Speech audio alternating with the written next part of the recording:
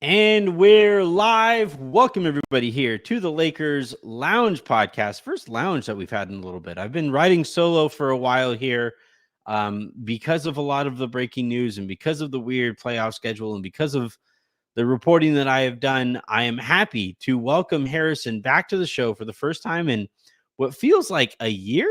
Has it been a year? You've been gone for a year? It has not quite a year, but I can see how in your life it would have felt like that long, considering how many times your legacy has been on the line in the last 3.5. I think actually probably been a month since I've been on the show. Yeah. As you guys can see, for those of you who are watching live here from YouTube and or on Twitter, the caption or the main bullet point or the top bullet point of the show is Harrison died and came back to life before the Lakers hired their new head coach. And now we're just waiting again. Now, I reported earlier today that JJ Redick is the guy. I stand by my reporting that he is the guy. With no knowledge of your sources, I stand by it too. You know, I'm just I'm that ride or die with you. Both our legacies are on the line right now. Okay, I'm vouching for your credibility with no evidence whatsoever. You know what? I appreciate it. I appreciate it. I feel like that almost hurts my credibility right now. Seeing I'm not going to lie to the gone people for and a tell month. them that you told me who your sources are. So like I'm just saying that's how much true. I believe in you. You know, Yeah, is that I trust your reporting with despite the fact that no major insiders have confirmed it since then, and it's been hours. And you know that Shams laughed at you on the Pat McAfee show. I think it's fair to say. And you know, all right, but despite all that. I saw that clip. I'm just saying, can Shams fight? Is he ready to? Because I'm just saying, Summer League. I mean, I'm not going to be there, but like if I was, it'd be on. You know, I've met Shams. He's a tiny little man, but like, now you're actually going to fight him in Vegas. Like I was joking, and then. No, all right. So people are saying that he laughed at the reporting. I took it when I was watching it. I took it that like, oh, it's Redick. It's not Hurley. You're telling me it's the guy I've been saying all. That's how I took it because Shams. I guarantee you guys, Shams doesn't know who I am. Like I said, I've met him twice. He was not ready to confirm or deny any report or whatever on the air, and he was just sort of laughing nervously. But you know, I'm happy with the people that said that he laughed at you. I also stand with them in spirit because that is much funnier. It would be funny. Like it would. I will not disagree with anybody who says that Shams laughing at my reporting would be hilarious. I myself would laugh at Shams laughing at my reporting. However, I don't think that that's what he was laughing about. I think it was and also, I mean, look, who's going to have the last laugh? I think it's Anthony. You know, that's how much I stand by you with no evidence whatsoever. I mean, look, I've had plenty of other reporters and people in the industry say that I'm going to wind up having the last laugh all over the course of the day. So, like I said, I stand by. You're going to get blocked by Woj again by the end of this. I actually have, but thanks for the reminder. I forgot that I was blocked by Woj once upon a time. I was so fiery, like when we first started this. Now I'm so old, and like now I just block people. Also, I mean, you have to have decorum as the nation's leading Lakers insider. So I think you've had to tone it back a little bit online. I mean, I, for one, again, as someone who's been mostly offline since nearly dying, I guess we can say. You know, I am not aware of any controversies that you've gotten into online. The grand controversy that I got in online was saying that it was kind of shitty that the Lakers like barely acknowledged Jerry West dying. Like, I'm sorry to those of you who think that I was a terrible person for saying those things. I think you're the terrible people. I'm just going to go ahead and say that. But like, other than that, no, it's been nice, like smooth sailing. It's been I've only really been getting previous updates on that I've explained my like only 5 real times updates over on this coaching search for the last like 4-ish weeks or so have been my wife either mischaracterizing like Legion Hoops tweets to me or just telling me like, hey, did you see Anthony tweeted this thing? So, it's been a roller coaster for me too. All right, I think that's a good place to start. Actually, I'll get back to my reporting here in a second, but we do need to explain where you have been for the last month, because part part of the reason I want to talk about this is because of your own doctor's shade that he threw. Yeah. Well, so I suffered what some, mostly just me, but I think I qualify as some, are determining a near fatal head injury. And by which I mean I was sort of lightly rear-ended at a red light while getting off the freeway near my house, and suffered a concussion. They did an MRI, no brain bleed, anything like that. I'm mostly kidding about like nearly dying. It just felt that way for a couple weeks there when I tried to look at screens for too long or things like that. And so I've been sort of dealing with that a little bit. And then as Anthony sort of alluded to, my doctor's theory for I was not emasculated at all when because like he wasn't implying that my wife was tougher than me, and that's why she was just fine. And also I'm such a feminist, like I'll admit, like she's probably tougher than me. But I've met her. She definitely is. The reason the reason that my doctor's theory on this will be a fun one for longtime listeners of the show, they will be aware, or anyone watching on YouTube. I have a fairly long neck for, Yes. really for anyone, but also for someone my height. And, like most of the 6'4" is neck. And my doctor's theory was like, well, maybe your head just sort of more whipped forward and more whipped backwards in the accident because longer. It's like longer. So then, as if that wasn't bad enough, I, then as I'm like starting to recover, I come back to work part-time last week, and I haven't even told you this yet. I got stung by a bee inside my house. And I'm not allergic to bees, so that would have been fine normally, but then it got infected, and I got cellulitis. And so I've been also on like antibiotics and antihistamines and mixing that in with the anti-dizziness medication. And so it's been, it's been quite the ride to try and follow this coach. I honestly, I will say, I think that's probably the correct way to take in this coaching search is, if you have been concussed and people are speaking a foreign language to you. Well, I mean, the way that the Lakers have operated, I have wondered at times if they are actually concussed. But I don't appreciate that. As a concussion survivor, I don't think that you should be making jokes about that. So I just, it probably won't surprise very many people who are listening or who have taken in my content before to find out that I have suffered multiple concussions in the past. Longtime listeners know I used to box quite a bit when I was a kid. I also preparing for that fight with Shams, in summer league. Shams, be ready. Forget the media. There's no media basketball game. It's Irwin v. Shams, like Golden Gloves competition. I don't think he's in my weight class. Like at the IMG. Well, I wasn't gonna say it, but like he's not. Come on, I heard you say it, Aaron. You could cut down. You're ready. Fight. No, you're ready. I think you could go down to Shams' weight class. You're ready. No, but that makes it more dangerous for him because then I'm in shape and bigger than him. No, but anyway, I Shams is like 5'7", I would say, like eyeballing it last time I met him. But no, I have obviously experienced this coaching search in a very, very different manner in that I have been doing a lot of reporting on it. And I'm just going to show this comment here, which means I get to play this bad boy. Oh man, you didn't even warn people. Rest in peace to the people who complained about their car speakers. I'm sorry. That's true. Yeah, sorry, everybody. No, I mean, usually when I say I get to play this bad boy, it means that. But just wanted to encourage you, brother. It's not thanks, easy doing what you I do. appreciate that. Yeah, everyone wants to catch you being wrong. F them and keep going.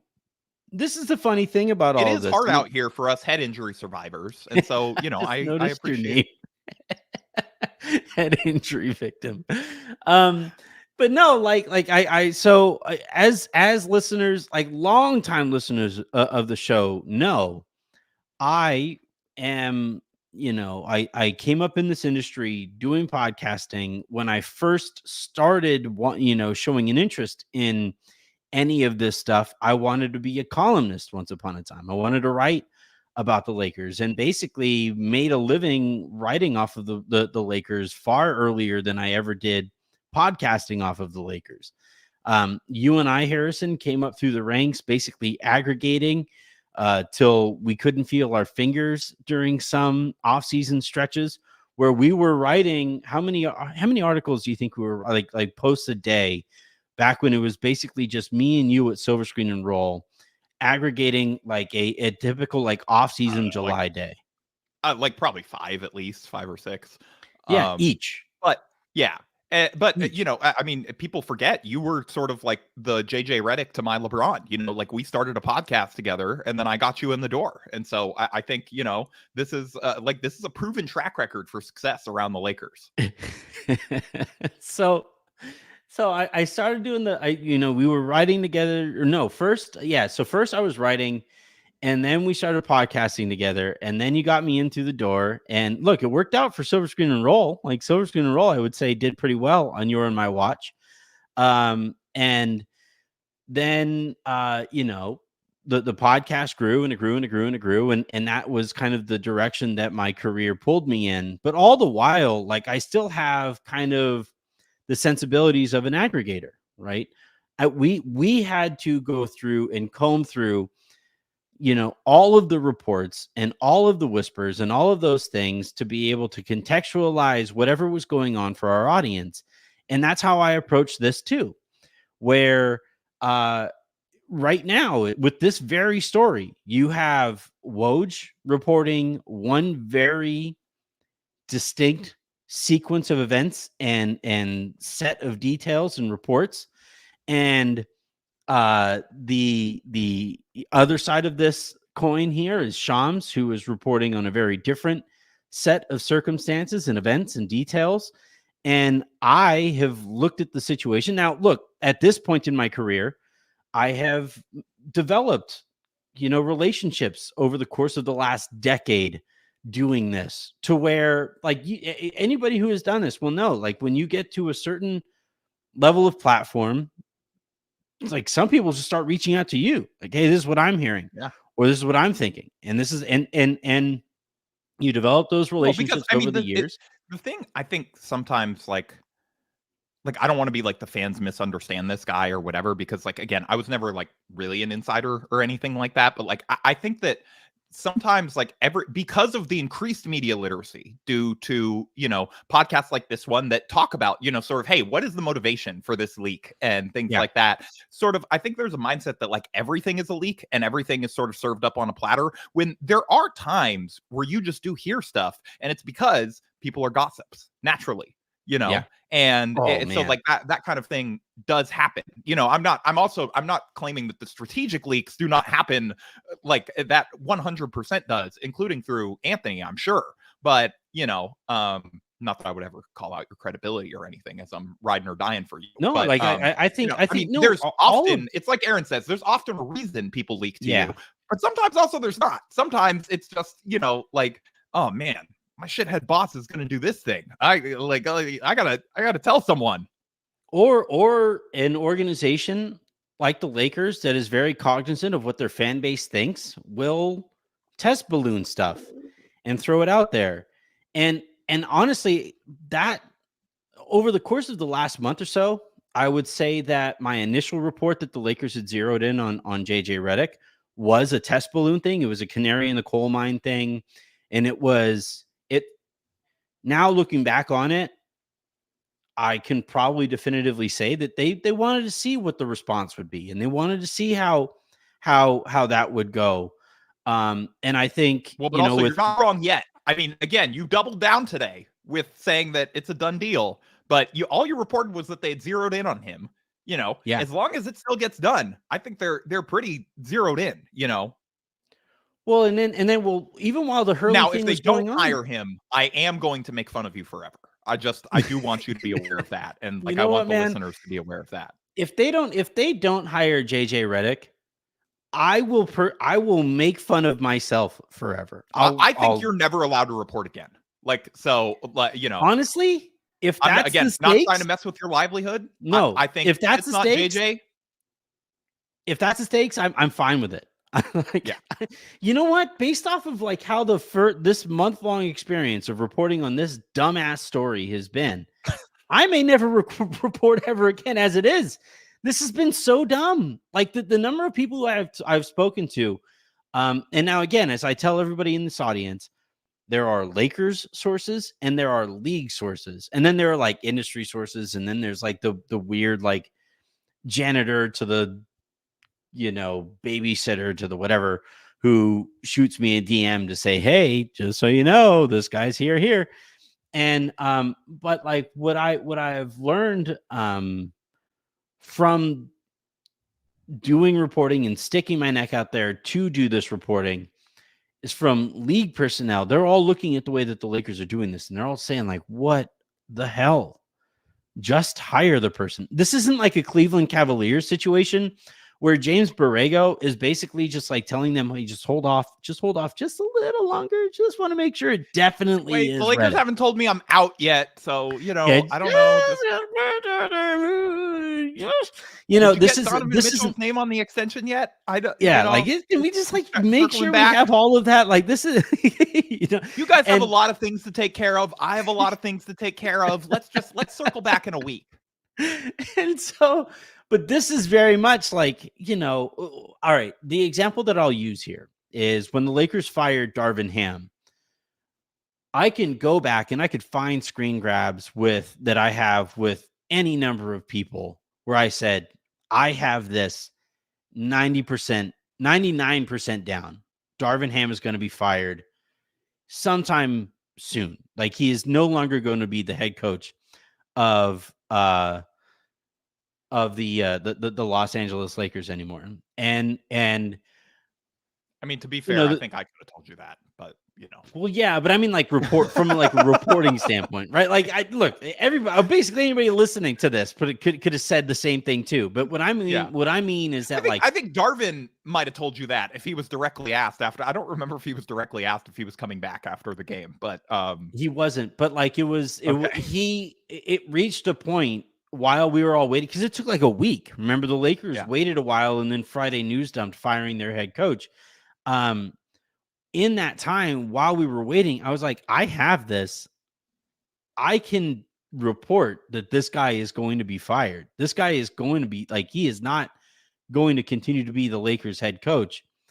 And one of the things that I heard over those few days while I was waiting is that like Darvin was also like, all right, like he was he also was waiting to be fired because he knew where this was going too. And the title of this show is like, why are the Lakers dragging their feet on things we already know that they're doing? Like this is now two major decisions that like I reported what I reported today. Oh no. Oh man. If this isn't, you can't do this. That, I don't have Twitter or anything open. This is not. No, all right. So if those of you know, I'm a baseball fan. I'm a giant baseball fan and a huge fan of baseball's history. And Willie Mays just passed away, or the Giants just announced that Willie Mays passed away. Wow. That is, I mean, obviously he wasn't young, but you could. I mean, it's always sad. Like it's always, you always sort of, whenever I'm less of a baseball guy than you, but like, with somebody that's that big of a deal, you're always going to have feelings about Willie Mays has a legitimate case for like greatest baseball players of all. Like Vin Scully would tell you that Willie Mays was the best baseball player he ever watched play the sport. And Vin Scully was calling Dodgers games since like the 30s. So like that guy, Like for that guy to just like go nuts over The Willie Mays. 1830s. Yeah, right. I apologize, God King Tony Clifton. For those of you who are like, I'm I sure was like, Harrison, Anthony, did it cross I your mind? turned Like I was off like, all my oh internet no, I have things it so that wrong. I wouldn't mess up the connection on the Wi-Fi, and you can't do No. this. No. I just Willie Mays, like legitimately one of my idols. I played center field when I was playing baseball, when I was still athletic, relatively athletic, more athletic than I am now. And Willie Mays was one of my idols. Anyway, awkward segue. But so I back to Darvin Ham. I could have reported over that few day stretch there that Darvin Ham was going to be fired, but I hesitated because I didn't want to report on somebody losing their job and have it appear as if I was like running some kind of victory lap about Darvin Ham losing his job, because that is something that me, a human being, getting to be the head coach of the Los Angeles Lakers has to be like one of those holy shit moments. And then losing that type of a position is not the type of thing that I would want people running a victory lap on me for. So I held off. So you wanted to let someone else report it so that you could take that victory lap once he was fired. No, not quite. I mean, I'm not gonna pretend as if like I wasn't, wanted Darvin Ham back by any stretch of the imagination. But I was like super cautious with the Darvin Ham thing, even though I and everybody covering or anywhere near the Lakers vicinity knew that Darvin Ham was going to be fired. It was just a matter of when. And in this case, now previously, I thought it was just a matter of when. And I had thought at the time that the whole ESPN making him wait for as long as they were going to make him wait, I thought that I didn't think that that would be as definitive and as concrete as it appeared to be, where he literally, as I'm told, could not take a gig or did not feel comfortable taking a gig while he was calling those finals because he didn't want to burn that bridge with ESPN. Doc Rivers was more open to burning that bridge with ESPN because Doc Rivers is in his, like, 60s. Open to burning a bridge? Yeah, oh my right. God, that's so out of character for Glenn. I can't believe you would ever imply that Doc Rivers would be willing to throw someone he works with under the bus. That is something he seems like such a good teammate that would never, ever do something like stab someone in the back to move up another rung on the ladder or deflect accountability from himself or take a better opportunity. I can't. This is news to me. I cannot. So Redick is a much better teammate, it turns out, and does care about those things. And, basically I'm told the Lakers, like, no, I can't even entertain an agreement. I need to carry out my contractual duties with ESPN. I want to call these finals. I want to focus on calling these finals to the best of my abilities. And after the finals, we'll talk again. I'm told that the Lakers didn't love that. I also, not all that shocking that the Lakers would be like, okay, but like the Lakers thought that they had a better offer and opportunity than they actually did. That again, these things just seem out of character. It's so crazy to see all these things lining up. Doesn't he understand what it means? I mean, to me, that's a red flag because maybe he doesn't understand what it means to be a Laker. Just the fact that he was willing to wait. So fast forward now to today. I think they should bring back Byron. This morning, now somebody pointed this out, and I think that's a fair thing to point out. But this morning I woke up and ESPN's, they have, what's the show before First Take? I don't watch any of these shows ever, but I was. Get Up. All right, so Get Up was first. JJ isn't there. And then First Take. They titled it that because the screen is giving you the instructions you need at that time in the morning. Get up. Yeah. Yeah. So I see there, but Redick didn't always do that show. He wasn't, but he was a regular contributor to First Take. And so when he wasn't on First Take, the morning after the finals ended, the morning after he called the finals, that's when I started like asking around and texting around, like, okay, we knew where this was heading coming off of last night's game.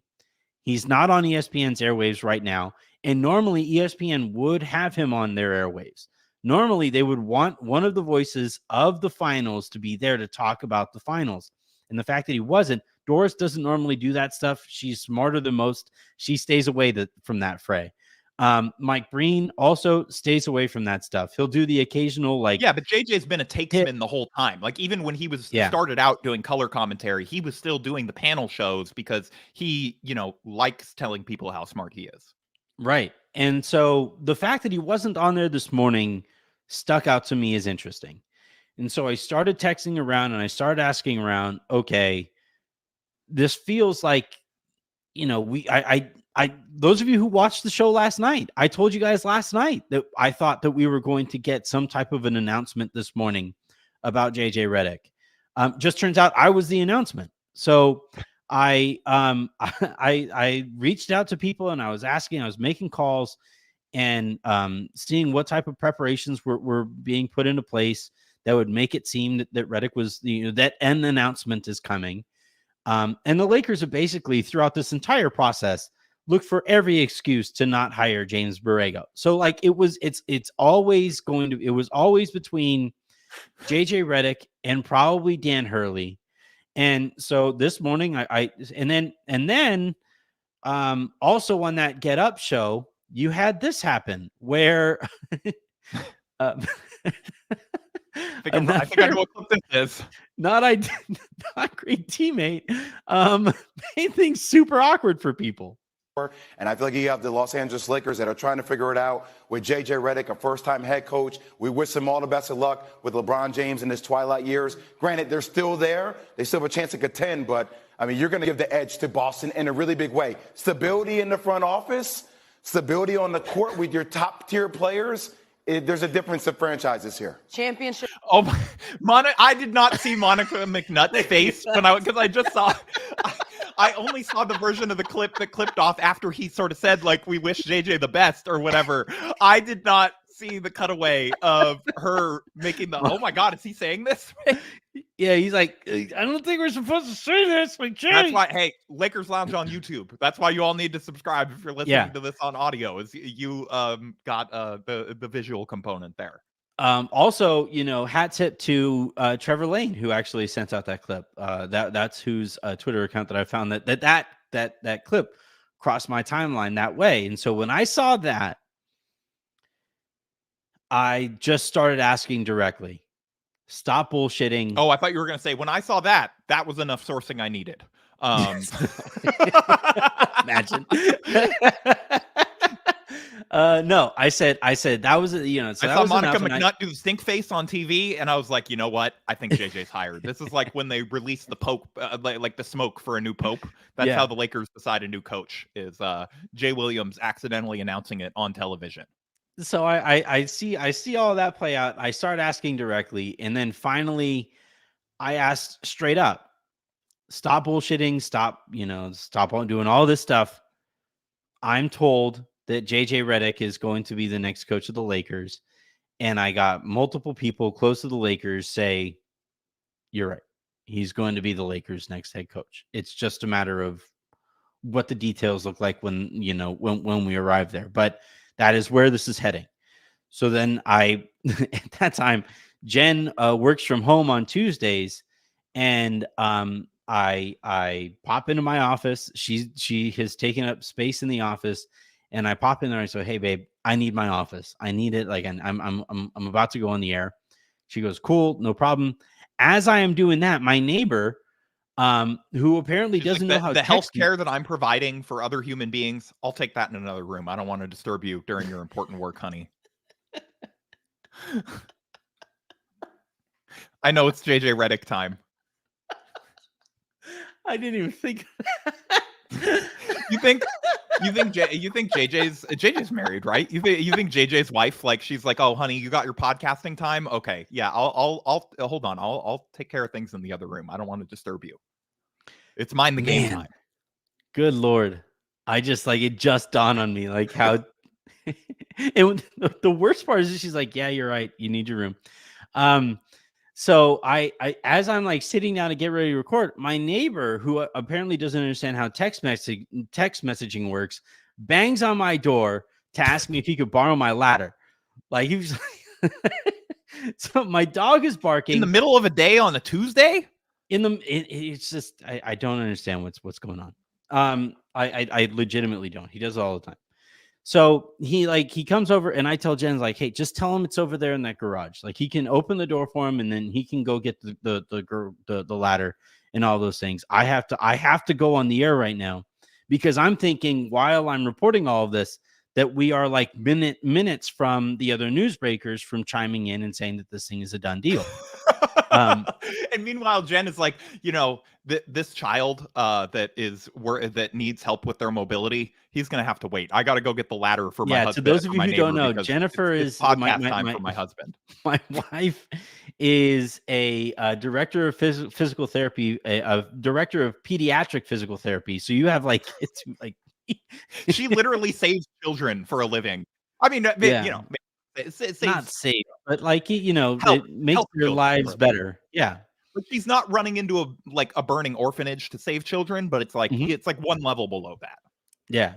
So so as all of this is going on, I'm thinking I need to get on the air ASAP. I need to talk about all this stuff because this is I'm being told it's imminent that this is the guy and all that stuff. And now here we are. You're like, if I don't get this out right now, Shams is going to laugh at me on the Pat McAfee show.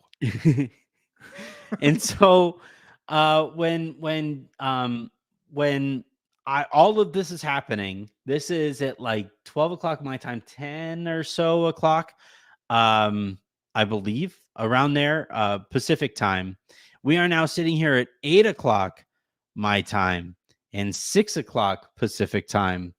And we are still waiting for those newsbreakers to chime in and say that this is taking place. Oh, crap. I just got a reminder that I'm doing somebody's radio show in 10 minutes.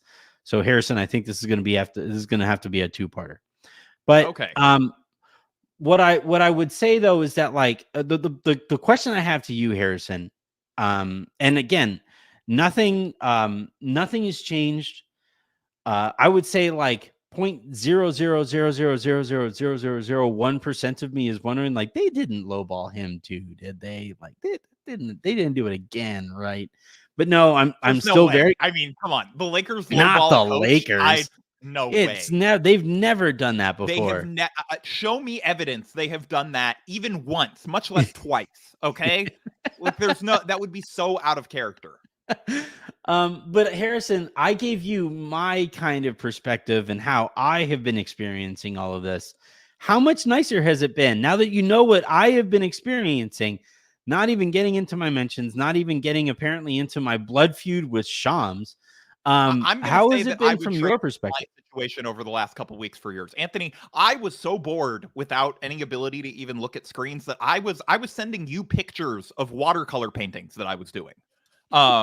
And yeah, you were like, you were just like, tell me I did a good job on something, like, made a very nice sunset. I was told. Although my attempts to draw a cat led one of my college group chats to say, wow, he really is concussed.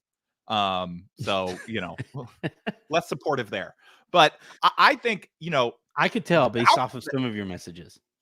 Again, I am, I'm even more sure that the Lakers are doing this. I'm standing even more behind your reporting than I was when we started this call, which was already 100%. I'm not even allowing the 0.001% chance. I'm 120% sure that this is happening now, just based on this conversation and how sure you sounded when you were kicking your wife and her child physical therapy out of the room to podcast and beat Shams. And so, I just think the Lakers aren't going to do it, but the scenario I'm actually rooting for now is for the Lakers to go and to not do this just because they're like, well, we could get the coach that we want and that we've been locked in on and zeroed in on for like months. Or we could destroy Anthony Irwin's credibility so that people stop listening to him when he says mean, true things about us. So, I'm just saying, like somebody in the room right now, like in the, because it's like an episode of Veep, right? Where it's like there's all these stakeholders. They're like in the decision room. They're trying to decide like, okay, what are we doing? How are we announcing it? I'm sure there's like, there's the front office, there's ownership, there's the PR people. Like they're all sort of weighing in right now and like in a group. And someone in the room has spoken up and been like, well, I mean, we could just go with Borrego and just take out Anthony Irwin, 2 birds, 1 stone, But like someone suggested it. I don't think it's going to happen, but it would be very funny. The one thing I genuinely think that part of the reason that it's being held off on is number one, so that they can like, continue this like, oh, we're really respecting the finals. And we really, we sort of like, we pretended that this is not something that we've had decided for like 2 or 3 weeks. And, we really respected the finals by waiting like a day, to announce this. And so that nobody's accusing us of doing the thing that we did with Dan Hurley on the eve of the finals or whatever. And, we waited a whole day, we thought about JJ's interview for 1 extra day, and then we decided to make this decision. Well, so I really think that's the reason, but it also, again, maybe they're just like, Woj is going to be really mad at us if he has to report it like 2 hours after Anthony. So let's like hold it in so that it can kind of look like Anthony was just guessing and then like Woj had the real story. Yeah. Yeah. I mean, McAfee did put Shams in a tough spot there, right? Like Shams is like, hey, Shams, live on air. This guy that you've never heard of. Here's a screen grab of his tweet announcing Redick to the Lakers. Accurate? No. Not accurate? It'd be the only time Shams has ever confirmed somebody else's news ever, and it's on this giant show. I saw he was also unable to confirm that that photo of maybe LeBron James, maybe Elton Brand from the weekend, whether or not that was real or doctored or AI or anything like that. The one of we have 5 minutes here before I have to do this other show. Maybe I should I just do the other show from like on this show? Just answer their questions. Just kick me out, and you're just like, all right, you're on a podcast now. They're like, wait, what? You just turn the ultimate alpha move. Just turn the tables on them. Should I just do it? Would be very funny, but no. Before we go, like, I want to say there's been a lot of like conspiracy theories on this stuff, and there's been a lot of like, it has been one of those rare stories that like anybody can feel like they're right saying almost anything because of how ridiculous all of this is played out. And I was doing, I forget, I've done a ton of radio today, but I was doing somebody else's show today, and they asked me like, what have you kind of learned about this experience, and what have you learned about the Lakers from this experience? And to me, it's like the Lakers are in that weird spot where they simultaneously don't have enough people under their employ, but also have too many chefs in the kitchen. Yeah, it's an interesting. I've thought about that myself too. It's an interesting dynamic of like they've decided to double down on middle management. It's a decision that has worked out, I think, for every company that's tried it, and so I applaud them. Yeah, I just that's basically because at one point I had heard like, that what if instead of an extensive scouting department we had 5 GMs. Right. Well, you guys heard me say it with Ethan on Friday's show or Thursday's show whenever we went live, and here's the call that I'm getting.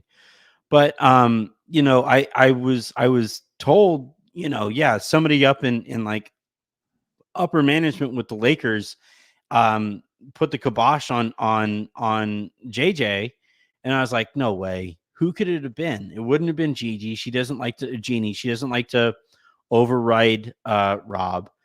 I don't think it would have been Kurt because I don't think he has that kind of overriding power. That leaves like Tim Harris, who is more focused on the business side of things. There's no way. Like, who could it have possibly been? And then I find out, like, actually, it turns out sounds like it was Linda. I was like, Linda? Like, that's what we're doing here? And I don't know. I heard she wasn't a fan of the Mind the Game pod. You know, it's just maybe too many ads. And so like I drinking wine on the air, irresponsible and unbecoming of a Lakers head coach. I've never heard Linda talk, right. so I don't know.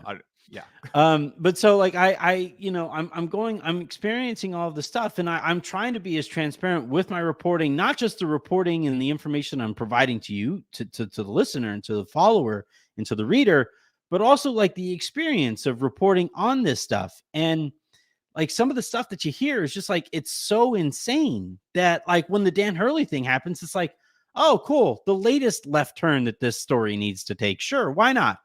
And we'll head down this path too. And like, I really do have to run here. And I promise I'll probably hop. At least I choose to imagine that radio producer is watching this show infuriated right now. I'm so angry. I know. I'm sorry to yeah. But I'm experiencing all of this, and I'm like, man, I really, really, really wish that the Lakers were better organized. Because like when I ask why are the Lakers dragging their feet on things that we already know that they're doing, this is why this decision is taking at least a day longer than it should have. This is why Darvin Ham took a week longer than it should have. Reporting these things at a timeline that is more convenient for me. I don't know. It's not even to me. I ask all the time. They've been trying to hire a coach for a month. Normally, really when you fire your coach, really hard, like when Phoenix fired Frank Vogel, they knew that they had Mike Budenholzer lined up, and Matt Ishbia has been an owner for all of 5 minutes. When the Lakers fired Darvin Ham, it's very clear that there didn't appear to be a plan on the other side of that, and that doesn't speak very well of anybody who was like making this work, or trying to make this work. Maybe this is all this disorganization, all a smokescreen to hide that they've been planning to hire JJ the entire time. And they're like, well, we got to make it look as disorganized as possible so that nobody accuses JJ of doing a podcast with LeBron at midseason to get the coaching job. Obviously. All right, everybody. I have to run. I don't know if Harrison is going to be back later tonight, but I at least will be, because there is a lot more to talk about. So until the next time you guys hear from me, I'm Anthony Irwin. That was Harrison Fagan. This has been the Lakers Lounge. Please do hit that subscribe button as I run off to do somebody else's show. Please do tell your friends that you love the show. Tell your enemies that you hate it. And until the next time you guys hear from us, have a great rest of your day. Make somebody else's, and I will talk to you in an hour or so. I don't know. We'll see.